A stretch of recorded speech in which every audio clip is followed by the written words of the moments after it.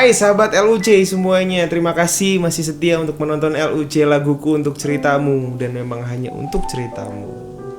Terima kasih sudah mengirimkan cerita lagi ke Brian. Dan semakin banyak cerita dari hari ke hari, semakin banyak kisah-kisah yang Brian baca. Ada yang sedih, ada yang seneng. Tapi Brian seneng banget bisa ngedengerin cerita-cerita kalian semua. Walaupun udara dingin banget di sini, but tidak melemahkan semangat Brian untuk membacakan cerita dari kamu. Kita sekarang mau baca cerita dari Vida. Yap, mari kita bacakan. Bri, maaf baru sempat kirim cerita. It's okay. Cerita ini adalah dulu terjadi sebelum masa yang sekarang. Tapi it's okay, aku ceritakan kembali supaya siapa tahu bisa menjadi inspirasi untuk Brian. Amin. Aku tuh dekat tapi jauh sama cowok Medan. Namanya adalah, tidak usah disebutin. Oke. Dulu dia memang kuliah di kotaku, tapi setelah lulus dia balik ke Medan. Pas masih kuliah, dia deket sama adik sepupuku.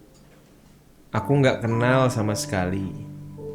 Sampai pas waktu dia mau balik ke Medan, Mei 2010, adik sepupuku minta ditemenin ke kosnya buat ketemu terakhir sebelum dia balik ke Medan.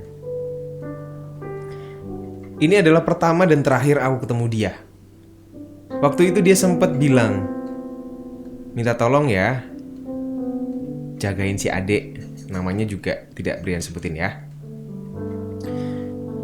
Pulang dari ngantar adikku itu, aku minta buat add Facebooknya dia. Awalnya aku gak mau. Aku diminta. Mohon maaf. Awalnya aku gak mau, tapi terus dipaksa. Akhirnya kira-kira seminggu setelah dia balik ke Medan, tiba-tiba dia chat aku via Facebook. Sekedar say hi aja awalnya. Tapi lama-lama kita ngobrol banyak nih. Sampai akhirnya tukeran nomor handphone. Makin lama makin intens SMS-an. Waktu itu masih zamannya SMS mungkin ya. Mulai ada perhatian-perhatian dari dia. Lama-lama aku mulai nyaman. Yang awalnya cuma SMS-an berlanjut jadi telepon-teleponan, webcam pakai Yahoo Messenger. Hubungan kami gak berstatus, tapi kami sama-sama tahu kalau kami saling sayang, saling butuh, dan nyaman. Alasan dia gak mau kami resmi jadian karena kami gak bertatap muka langsung. Dia juga bilang, kalaupun ada cowok di kota kamu, di kotanya si Vida ini, yang bikin aku nyaman, ya gak apa-apa. Aku sama cowok ini memang karena jarak kami yang gak mendukung. Walaupun dia terluka, tapi dia nyoba untuk realistis. Hampir setengah tahun setelah kami intens berkomunikasi, dia cerita kalau ayahnya coba ngenalin dia sama anak temennya. Dan waktu itu mereka dilibatkan dalam keadaan Pekan Raya Sumatera Utara. Otomatis jadi sering ketemu juga. Was-was pasti yang dirasain. Jelas aku kalah telak soal waktu, tempat. Tapi dia mencoba untuk menenangkan aku. Maret 2011 dia bilang kalau sekeluarga bakalan liburan ke Semarang, sekalian nengokin kakaknya yang masih kuliah. Dan momen itu dia mau kenalin aku sama keluarganya dan resmiin hubungan kami. Rasanya gak sabar buat nunggu hari itu.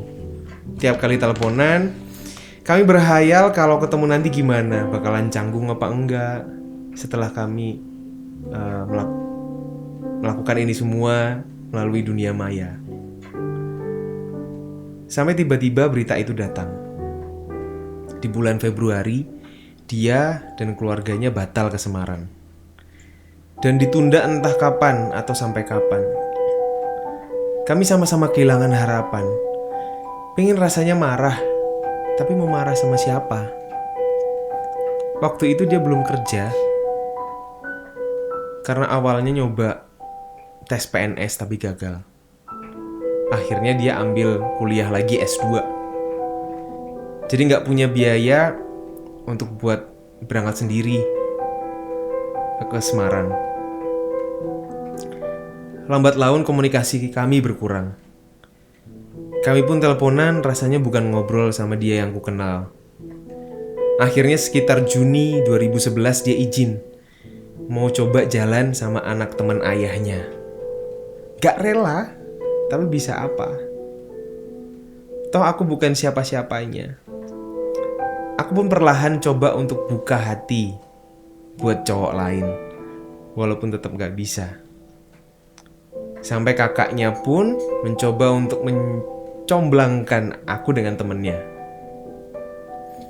Sampai akhirnya aku dikenalin sama temen kerja suamiku sekarang bulan Agustus 2011, yang akhirnya dikenalin sama suaminya itu maksudnya. Aku gak cerita sama dia karena memang komunikasi kami hampir gak ada.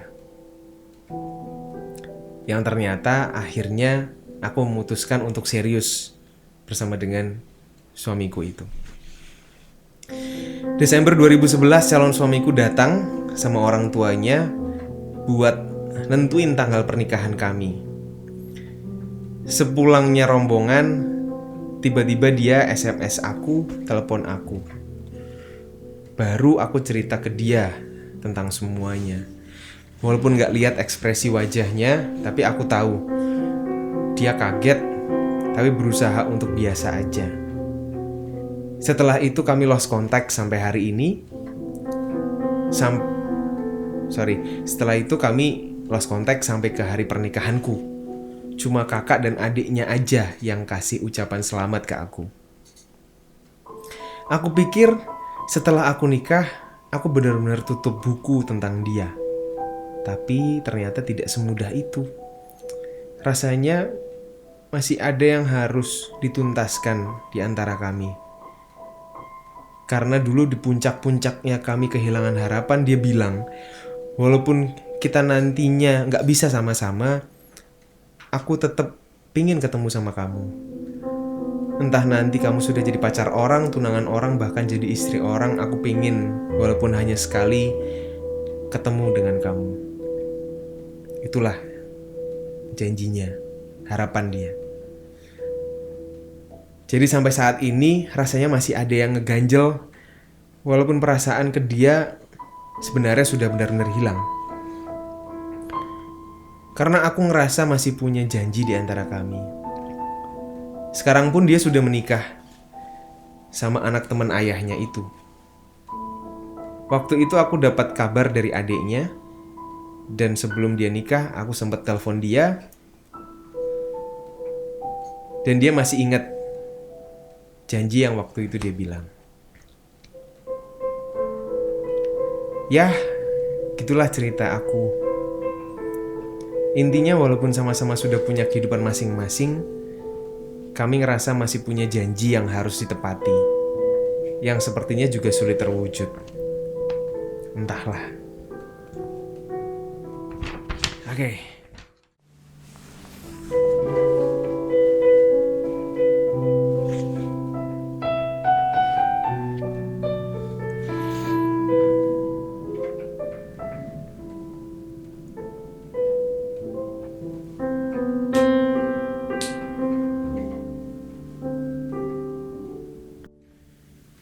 Dia yang pernah singgah, walau ternyata tak selamanya. jarak memisahkan, takdir menjauhkan, hayal pun sirna sampai hilang harapan. Ku tak rela, tapi bisa apa? Ku telah bersama yang dipilih Tuhan untukku. Sudah saatnya menutup hati untuknya dan lupakan semua janji dengannya.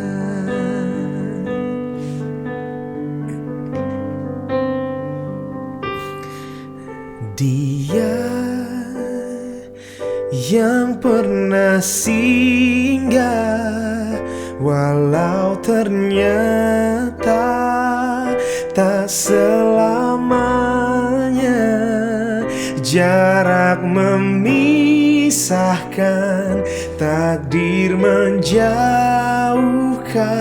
hayal pun sirna sampai hilang harapan. Ku tak rela, tapi bisa apa? Ku telah bersama yang dipilih Tuhan untukku. Sudah saatnya menutup hatiku untuknya dan lupakan semua janji dengannya. Dan lupakan semua janji dengan dia.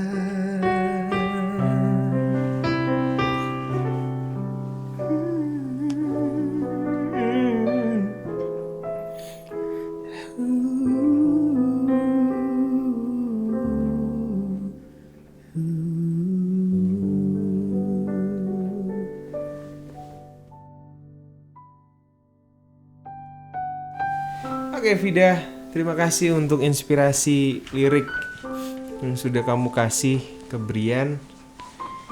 Dan jadilah lirik refrain yang menurut Brian dalam banget. Ku tak rela tapi bisa apa? Kamu ada sempat nulis, aku gak rela tapi aku bisa apa? Tapi bahagianya adalah ketika memang kamu ternyata sudah mendapatkan seseorang yang dipilihkan Tuhan untuk kamu. Dan saran Brian adalah sudah saatnya sekarang kamu menutup hati untuk dia,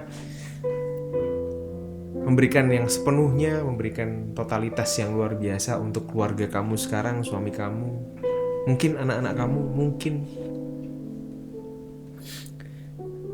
Dan melupakan semua janji, karena ya janji masa lalu adalah biarlah menjadi masa lalu. Kamu harus menjalani masa sekarang. Dan pasti akan banyak hal-hal yang membahagiakan dan positif lainnya setelah kamu berkeluarga. Brian yakin. Oke, terima kasih Vida atas ceritanya. Doa yang terbaik pokoknya untuk kamu dan keluarga kamu sekarang. Juga untuk dia dan keluarga dia. Yes. Buat kamu yang belum mengirimkan cerita, dipersilakan untuk mengirimkan cerita hanya di email laguku untuk ceritamu @gmail.com, juga via DM ke laguku untuk ceritamu Instagram ya. Dan gak sabar untuk bisa mendapatkan inspirasi dari cerita kamu dan membuatnya dalam sebuah lagu yang baru. Buat kamu yang lagi nonton, silakan di subscribe, like, and comment. Dan jangan lupa untuk sebarkan ke seluruh orang yang kamu kenal supaya semakin banyak yang terinspirasi dari LUC. See you on the next LUC and bye-bye.